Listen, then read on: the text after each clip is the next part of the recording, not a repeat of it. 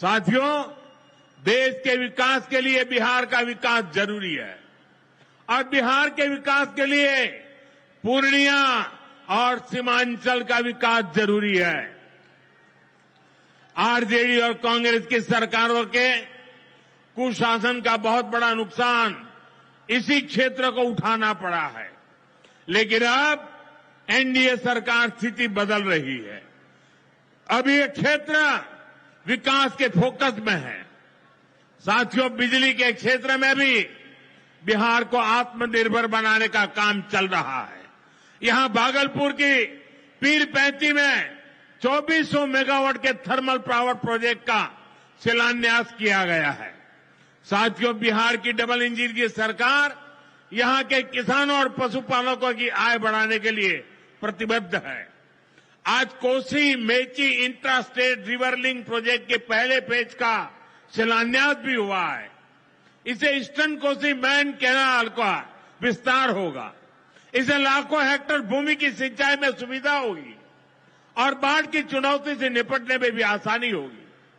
साथियों, बिहार के किसानों के पास आय का एक साधन मखाने की खेती भी रहा है, लेकिन पिछली सरकारों ने मखाने की भी उपेक्षा की और मखाना किसानों की भी उपेक्षा की। और मैं दावे से कहता हूं, ये जो आजकल यहां आकर के चक्कर काटते हैं ना, उन्होंने मेरे आने से पहले मखाना का नाम भी नहीं सुना होगा।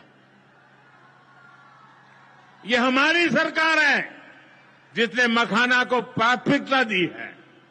साथियों, मैंने बिहार के आप लोगों से राष्ट्रीय मखाना बोर्ड के गठन का वायदा किया था। केंद्र सरकार ने कल ही राष्ट्रीय मखाना बोर्ड की स्थापना के लिए नोटिफिकेशन जारी कर दिया है। मखाना किसानों को मखाने की अच्छी कीमत मिले, टेक्नोलॉजी का इस्तेमाल बढ़ाया जाएगा।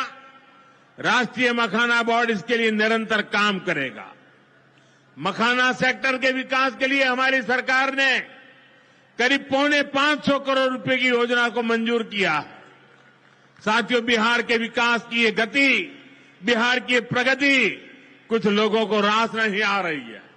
जिन लोगों ने दशकों तक बिहार का शोषण किया, इस मिट्टी को धोखा दिया, आज वो ये मानने को तैयारी नहीं कि बिहार भी नए कीर्तिमान बना सकता है। आप देखिए, बिहार के हर क्षेत्र में हजारों करोड़ रुपए के डेवलपमेंट प्रोजेक्ट पर काम चल रहा है। बिहार के राजगीर में हॉकी का एशिया कप जैसा बड़ा आयोजन हुआ। ओटा सिमरिया पुल जैसे ऐतिहासिक निर्माण कार्य बिहार में हुए। Made in Bihar rail engine Africa तक एक्सपोर्ट होकर जा रहा है, लेकिन ये सब कांग्रेस और आरजेडी वालों को पच नहीं रहा है। बिहार जब भी आगे बढ़ता है, ये लोग बिहार का अपमान करने में जुट जाते हैं। अभी आपने देखा होगा, आरजेडी की सहयोगी कांग्रेस पार्टी सोशल मीडिया पर बिहार की तुलना बीड़ी से कर रही है। इन लोगों को बिहार से इतनी नफरत है, इन लोगों ने घोटाले और भ्रष्टाचार करके बिहार की साख को बहुत नुकसान पहुंचाया। अब बिहार को विकास करते देखकर कांग्रेस आरजेडी ने फिर बिहार को बदनाम करने की ठान ली है। भाइयों बहनों, ऐसी मानसिकता वाले लोग कभी बिहार का भला नहीं कर सकते। जिन लोगों को अपनी तिजोरी भरने की चिंता रही हो, वो गरीब के घर की चिंता क्यों करें?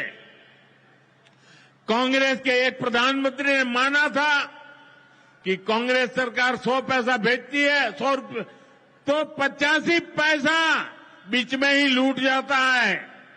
आप मुझे बताइए, कांग्रेस आरजेडी की सरकार में सीधे गरीब के खाते में पैसे आ पाते थे।